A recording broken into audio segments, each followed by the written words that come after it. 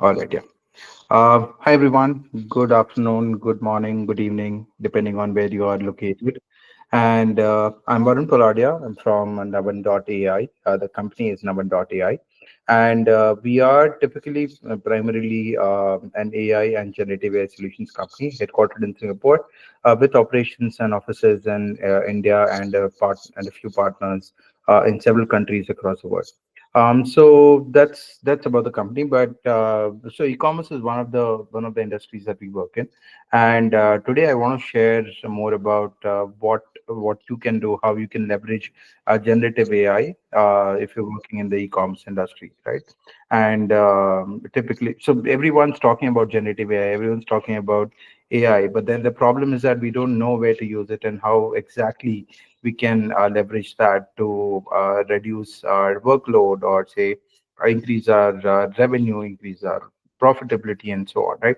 So today we're going to talk about a few of those areas where you can leverage generative AI, where we've seen people seeing benefits of generative AI already, and so not just seeing benefits, but then seeing measurable benefits of using generative AI in those areas, right?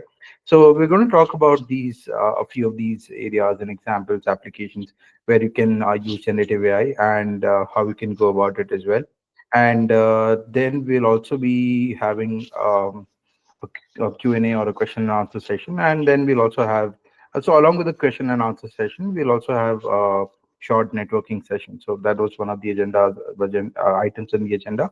And I do want to have more interaction with all of you who are even present here, right? Um, so that's mostly all that we're going to talk about, and let's get started. So I don't want this to be, I mean, I usually don't like it to be a one-way communication, although that's what happens with webinars. But please feel free to jump in, add your views, add your suggestions. If you have any questions, please ask while we are even talking, right? So let's get started from here. I hope my screen is visible to everyone. Can I get a thumbs up or some kind of feedback? Okay, all right, yeah. Thank you very much. And I hope I am also audible because you were able to respond to my question. Thank you. All right. So let's quickly get started. Uh, Okay, so the main question, I mean, basic question is, what's generative AI, right? And okay, before I even get to this, in case you have any questions, you can drop in the chat box. That's fine, or you can just unmute yourself and also ask right away. That's also fine, whatever is comfortable for you, right? So yeah, getting back to what I was talking about. What is generative AI, right? That's the basic question, and all of us have our own perspective and understanding of what generative AI is, and we all have used it to a certain extent, somewhere or the other, right? And thanks to ChatGPT, it's become the generative AI became almost mainstream after that.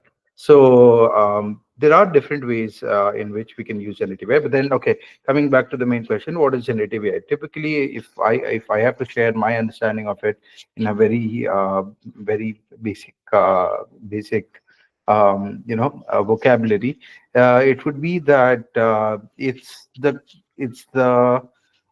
content, or it's stuff, it's anything that is created using AI typically, right? So like the word itself, like the phrase itself says, which is generative AI, it's something that is created by AI. And what can be there on a very broad level? There are three ways in which we have identified where generative AI is being used. One is text generation, which all of us have been using. I think all of us have used ChatGPT at least once in a while. Um, so text generation is one of the areas in where generative AI is being used. Image generation is another area where generative AI is being used. And since a lot of you might also be from or might also be working with designers and so on, you might have used tools like Midjourney or other tools which generate images basically. So that's another way in which you can use generative AI. And then the third medium or third way in which we have seen people mostly using generative AI is video generation, right? So video generation is still quite new because it's come in the market, and a lot of tools have been available very recently. Text is what started off, then came images, and then came videos. And now we have a few tools, a few generative AI tools which are available for video generation. And there are quite a few applications of video generation within the e-commerce industry, which we can actually use and leverage, right? So we're going to talk about a few of them as well. Moving on. So since we understood, at least have a basic understanding of what generative AI is, the main question is where do we use it and how do we make or how do we take advantage of that, right? Sorry. Um, so there are a few applications, few areas again, like I mentioned before, where we have used generative AI as an e-commerce enabler. We have seen our customers also using generative AI within their e-commerce businesses, right? So we'll go through one by one. So one is obvious, which is content generation, where you generate content for the products, and I'll show you an example for this as well later on. But it's what comes to your mind first thing, right? When you talk about generative AI, which is content generation. So you have different kinds of content, not just product content, but let's say you have an e-commerce store, you want to create the entire content for that store itself, right? Go right from homepage, all the data, all the content that's there across all the pages, across product pages, across the entire website. You can create that content using generative AI, and it makes it much simpler. This is a no-brainer basically. And then the next one is customer support, right? I'm not sure how many of you are actually using generative AI for customer support, but then this is something that has become more popular recently, as in I think I would say about in the last 1.5 year or so. So what used to happen earlier is that we used to have traditional chatbots where you would have a set or a defined list of questions and a defined list of answers. The customer would have to select one of those and they'll get the predefined answer that's already there. But now with generative AI, that has completely changed. So what happens now is that you can talk to, if I am a customer and I'm talking to your e-commerce store through a chatbot, then I could talk, I could talk in my natural language basically. So I could Sorry, I have a bad throat. So sorry about that. Coming back to what I was talking. So if I'm a customer, I'm talking to your to the AI chatbot on on your e-commerce site. I could simply ask, saying that okay, this is my order number. What is the status of my order? Where is the order currently, right? Or where is the item that I had ordered? And it'll be able to go through, assuming that it's connected to the inventory and the shipping, the logistics tool that you have that you may be using. It'll automatically understand what my query is. It'll be able to go through those tools and find the status of that order that I've asked about, right? And then it'll also create the answer in natural language and tell me that okay, this is the order, this is where it has reached, and so on. So the entire experience has changed drastically with the advent of generative AI. So earlier, it used to be very robotic, which has now become a human-like interaction that we can have with customer support, right? Using generative AI. So I think that's one of the biggest areas or the biggest advantages of using generative AI. So if you've used it, if you're already using it, great. If you're not using it, that's something you should look at, because that improves your customer satisfaction several times. It's very significantly. Now coming to the third part, which is photo shoots. Basically, photo shoots used to be, typically what used to happen is that you would go to an agency, you would give them the items that you want to get photo shoots done for, and they would do the photo shoots and give it to you, right? But then now with generative AI, what has happened is that this has changed a little, where it has become much faster, because now you can have AI generated models, fashion models for the photo shoots. You can also have generative AI, to create backgrounds, different backgrounds, and change multiple things. So let's say, for example, you click a picture of, let's say you're selling perfumes, right? For example, and you click a picture of the perfume right in your office on your desk, right? And you want to put it up on your e-commerce store. but that's not like a very good picture that you would want to take to your e-commerce store. So what you could do is possibly change the background, have a background which is complementing the theme or the nature of the perfume that you're trying to sell, and then change the entire lighting, imagery, all of that, and then put it up onto your e-commerce store. And this happens right on your computer, without even going anywhere, without even stepping foot outside your office, right? And you have several options. I mean, it saves a lot of cost, it saves a lot of time as well. Instead of sending your product to, let's say, if you want, um, if you're doing a photo shoot for a car, for example, and if you want a background where the car is, let's say, in the Himalayas, maybe, right? And you would have to actually send the car there, typically. But then by using generative AI, you can change the entire background, make it look very real, right within your studio, right within your office as well. So depending on the item, right? So that's another area where generative AI has been very helpful, although there are quite a few limitations with this, because the base AI models that are available for photo shoot, or which are being used for these kind of applications, are still at nascent stage, I would say. There is a lot of scope in terms of improving the output from there. And I think in the next 1.5 to 2 years, it's going to be way better than what we see right now. So that's one of the areas where I see a lot of potential for the usage of generative AI. Now, going further, one of the biggest problems that e-commerce stores face is order returns, right? Again, this will depend on your geography, it will also depend on what kind of items you're selling, and so on. But then most of the e-commerce e-commerce store owners that I've spoken to have always talked about order returns being a big problem, right? So one of the things that we identified where generative AI can be helpful in reducing order returns is, let's say, having a workflow where as soon as you get a cash on delivery order, that order is picked up by an AI agent, basically, and that AI agent would automatically call up the person who has placed the order within a few minutes of placing the order, right?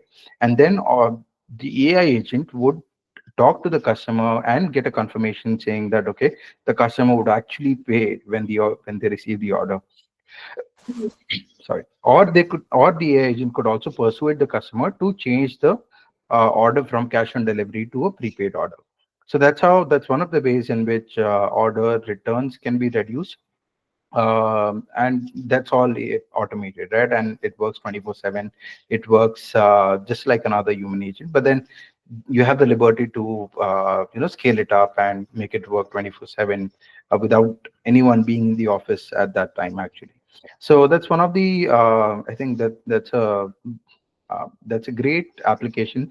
Again, this is something that people need to try out and see how it is, because it sorry, it may work for a few items, it may not work for certain items as well. So it depends on what kind of products are you selling, right? But it's definitely worth giving a try and checking out, because if it actually reduces or your returns by even say 10%, that's a great win. So that's what I would suggest. Marketing, content generation, I guess all of you might have already used it to a certain extent, but there is a lot there's a lot of potential in this that I see in the next 1.5 year, 1.5 year. Why? Because there are a lot of tools, AI tools. Uh, sorry, a lot of AI tools which are coming up where you can generate videos, right? And what we also know, especially in fashion, is that user-generated videos are gaining more popularity. And if you have user-generated videos or user-generated content in your ads as well, or advertisements as well, then your basically your click-through rates and your order rates, all of them increase, right? So that's something that we've seen. And with AI, there's a potential where you can generate this kind of content, which is videos. Sorry, uh, which is videos, which is not just user-generated content, but then also product videos and several other kinds of videos and still images as well. which can be generated using generative AI, right? Another area or another application where I've seen generative AI being quite useful is also for increasing engagement. So let's say you are running a store, or you have your handle on Instagram. Your brand has an account on Instagram, and then you want to increase engagement, right? So one of the ways to do that is by using AI to actually find from the entire universe on Instagram about or find posts which are talking about products similar to yours, right? So let's say if it is let's say same example, if it's perfumes, right? Then anyone else on Instagram is talking about perfumes. AI could help you find those posts, and then automatically create very hyper personalized content or comments, basically, which could be shared on each of those posts. And then from there, it could drive people from that post to your profile or your post, right? So that's one of the ways in which you can leverage AI at scale, because doing this kind of an activity at scale is not really possible for humans, or not really possible manually. So to use generative AI there, you can hyper personalize every comment that you have, and this can be done at scale automatically. So I think that's a great use case that people are yet to try out in bulk, or for everyone to try it out and see the results. But those who are trying it out, I'm seeing they are getting good results. So that's another area that you might want to try out. The last one that I want to talk about is inventory management, right? Okay. So what happens is, let's say you get an order, and then usually this is a problem that we've seen with stores, which operate offline stores as well as online stores. And the problem is that the ERP used in the offline store is different from the inventory management tool used in the online store. And then both the inventory available or the stock available for your offline store does not match with the or does not get updated with the stock available for the online store, and vice versa. So what happens is, let's say your online stock has run out, but then you still have stock in your offline store. That order on your online store will not come through because it will say sold out. But in reality, you still have stock in your offline store, but it's not getting converted into revenue or money because both are not connected, right? So that's one of the problems that we've usually seen. And here you can leverage AI to connect multiple tools. You can use generative AI to connect multiple tools. And if you have AI agents, basically, what you can also do is can predict demand. You can also automate the supply chain for your raw materials, basically. So based on the demand predicted, you can have an AI agent which would automatically release a purchase order from your supplier well in advance, so that you don't really run out of your inventory, run out of your stocks, right? Or basically lose an opportunity to generate revenue. So that's another area where I don't think people have really thought of in terms of using AI. But then I think it's a very good opportunity, especially if you're running offline stores and online stores both, and then you want to automate the inventory management process. So those are a few examples that I really wanted to talk about. And here's an example I wanted to show. So this is from our product, Niia.ai, Nia.ai. That's a platform we've created for the e-commerce industry. It's a generative AI platform with multiple things, right from print generation for fashion to cataloging automation. So here's an example, right? Uh, what we're doing here is we're using generative AI to automatically detect products in every picture and then create the content for it. Okay, so now how this works, you have to just upload pictures of the products, and you can also add any attributes as context that you want. So let's say here's a product picture that I've uploaded, and I want to say that the brand name is, for example, Nia, or the brand name is navan.ai, right? So I can mention that in the box, and then it will be able to understand that context, and it will create the content accordingly automatically. So you don't need to create. So typically, if you're doing cataloging process, if you're creating the content yourself, your team would take several days, or also run into weeks depending on the number of items, number of products. And then sorry, you still have to upload it on your website and get it rolling. So all that process can be automated here, where even if you have like 100 products or 200 products or even 1,000 products, you just put them in a zip file, upload everything, add the context as well, or the attributes as well, and within a few minutes your entire content is generated for each product that you have. And if you are running your store on Shopify, then there's a one-click integration available. So you just have to click on a button, and it'll be available on your Shopify store. So that's one of the applications of generative AI where we saw a lot of potential, and we've used it to make it available for the e-commerce stores. I'll share a few more examples, right? So here's a personalized shopping assistant. Now, what happens is, if you in an offline buying setting, what happens is, if you go to a store, there'll be a salesperson who will come up to you and try to understand your requirements, and then based on that, they'll suggest the right product to you. But then having the same flow or doing the same thing in an online setting becomes very, very difficult, or almost impossible, or because then you would need so many people to actually just be online and chat with the customer through your website or through your app around the clock, right? So it's not really possible. It's not really scalable in that sense. So what we've done is that we've introduced generative AI-based agent, or an assistant here, shopping assistant here, which learns from your inventory, which understands what's there in your store, what it could be used for, and so on, and what the products could be used for, and so on. And then it talks to your customers just like a salesperson would do.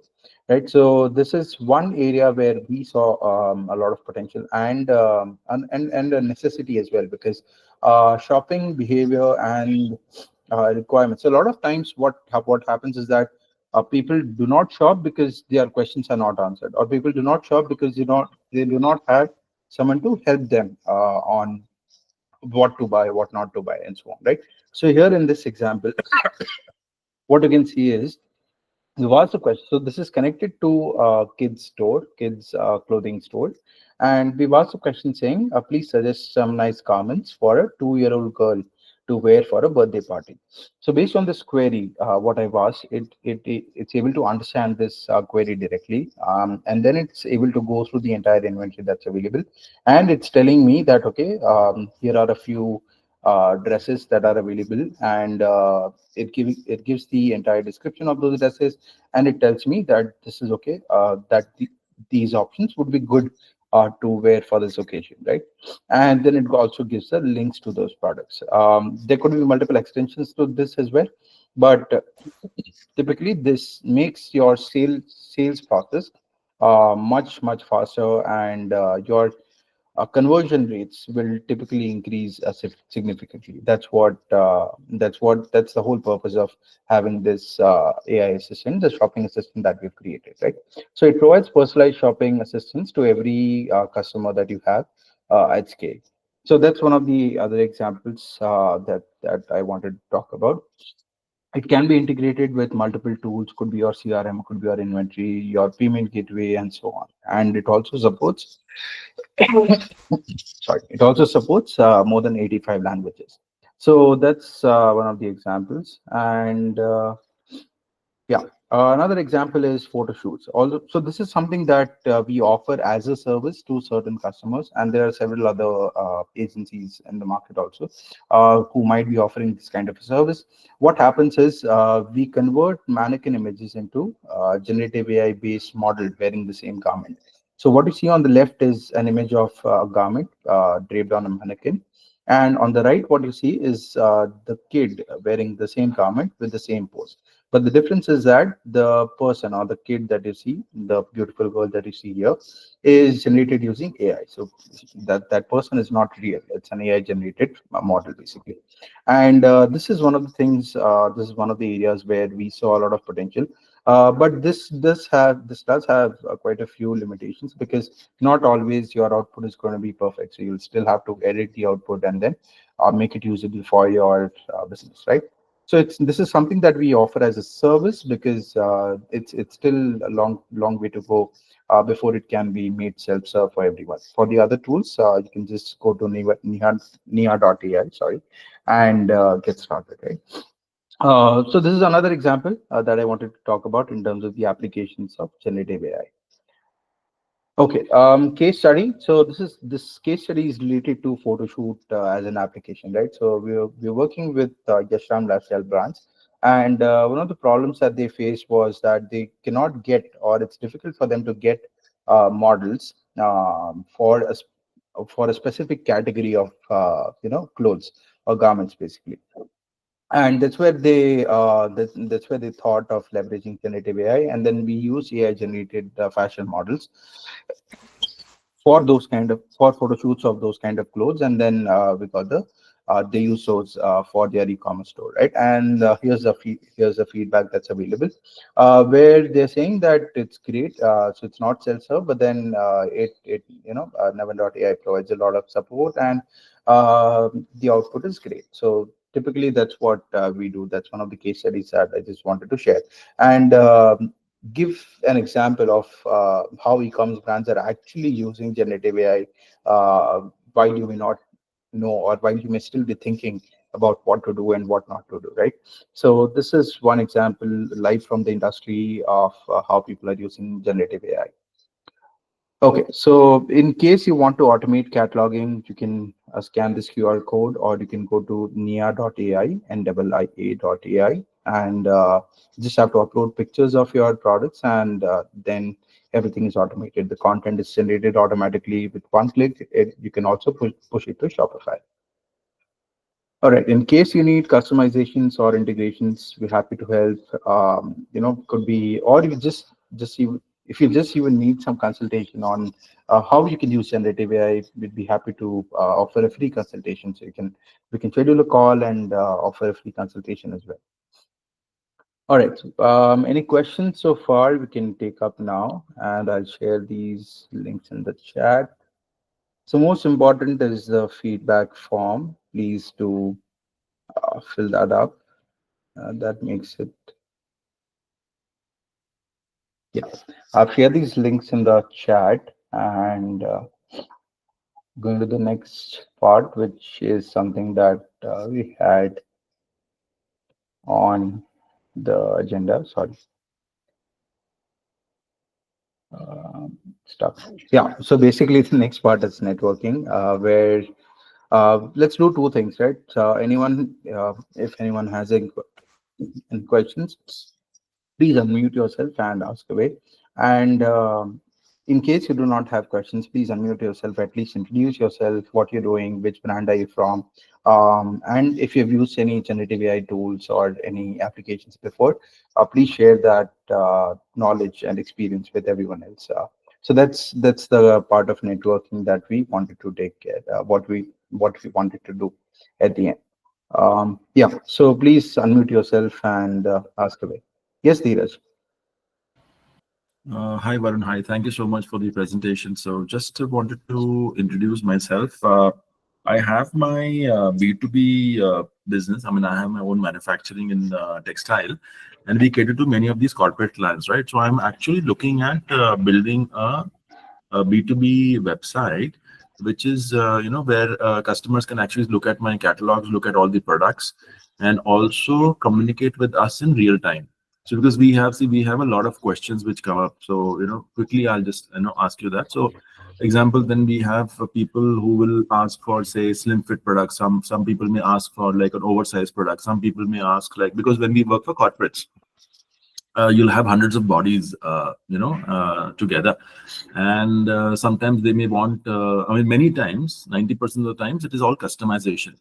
How can all of these be incorporated on a website which can be made into a robust website, and what kind of a service would you or your this AI platform be able to for help me for incorporating in that? Sure. Yeah. Thanks for asking, Dheeraj, and Alice and others as well who have to leave. Thank you for your time. Thanks for joining. So I'll just answer Dheeraj's question. So Dheeraj, in that case, what can be done is you can have a basic website which gives all the information about what you have, right? What kind of products you have and what kind of customization may be possible. But to record the requirements and to answer the questions, you can leverage again AI assistants the same way that I showed, the same way in which I showed the example, right? So the assistant can be connected to your CRM. It can also be connected to your any other document that you have, which defines what is possible, what's not possible, and so on. And it'll be able to answer. It'll also be able to take the requirements, record the requirements from the customer. So let's say if I'm a customer and I say that, okay, I want this kind of customization, or I want this kind of a fabric, or if I want, say, this kind of a pattern or a print in the fabric, it'll be able to record all those details, and it'll be able to save it in your CRM or any other place that you want to save it at, right? So that's I think that's one of the ways in which you can use it. You can leverage AI.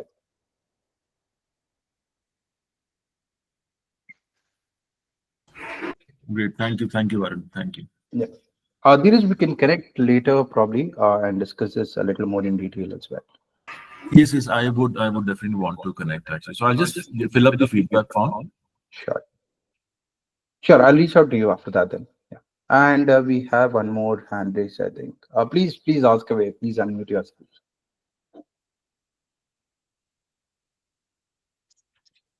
So to fine tune the model with the CRM database, so which kind of base multimodal LLM do we need to use, or like how do we have the base model for this? Okay. So sorry about this. There are different models again which you can use, but GPT is so typically if it's a very common use case, we use GPT for our customers. But if you want something that's, let's say, deployed on prem, or you don't want to use GPT, right? Because people have limitations or restrictions in terms of where the data can be shared. So then in that case, you can also use models like Llama, which is open source. You can deploy those on-prem as well, and you can have your database trained on those models. Yeah, so we have a recommendation. The Mashudu is saying in Mashudu, right? Yeah, is saying in the chat that you can also check Hugging Face models. Yeah, that's correct.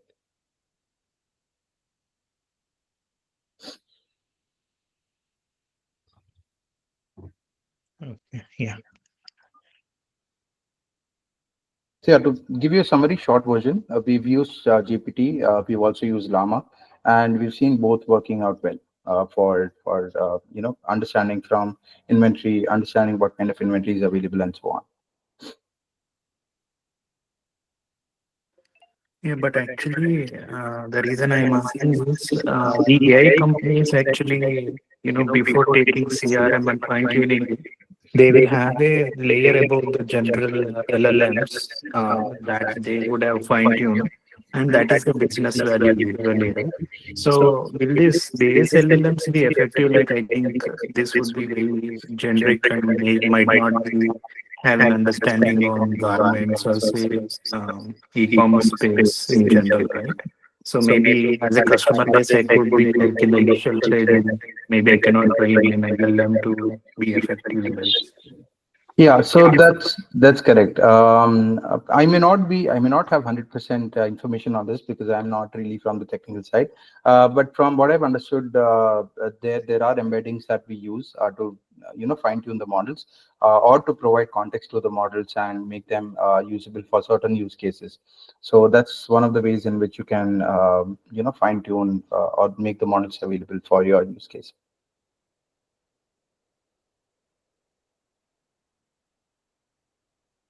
All right. Any questions, or anyone wants to share any suggestions or their experience using generative AI?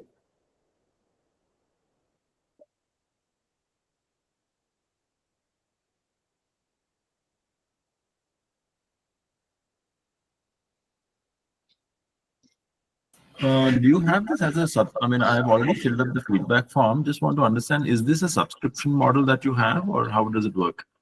Or Yeah, so I'll Dheeraj, I'll probably get back to you in detail on that. Okay, But okay, because sure. we have multiple products, multiple things, so some of them are subscription based, some of them which need customization would have certain initial cost, then subscription.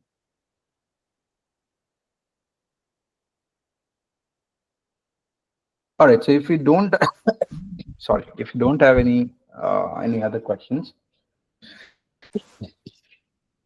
we'll just end it here. Last 5 seconds, if anyone wants to unmute and talk.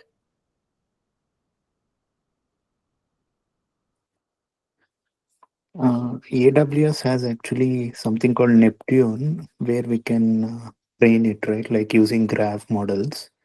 Have anyone tried that? Like for this use case, would that be suitable? So I think I've heard that graph models would be graph database rather would be useful in this case. But I'm not really sure on the workflow and the implementation part because I personally have not tried it. Yeah, I think that needs some document kind of data to be inputted. Okay. Yeah. Yeah, thanks.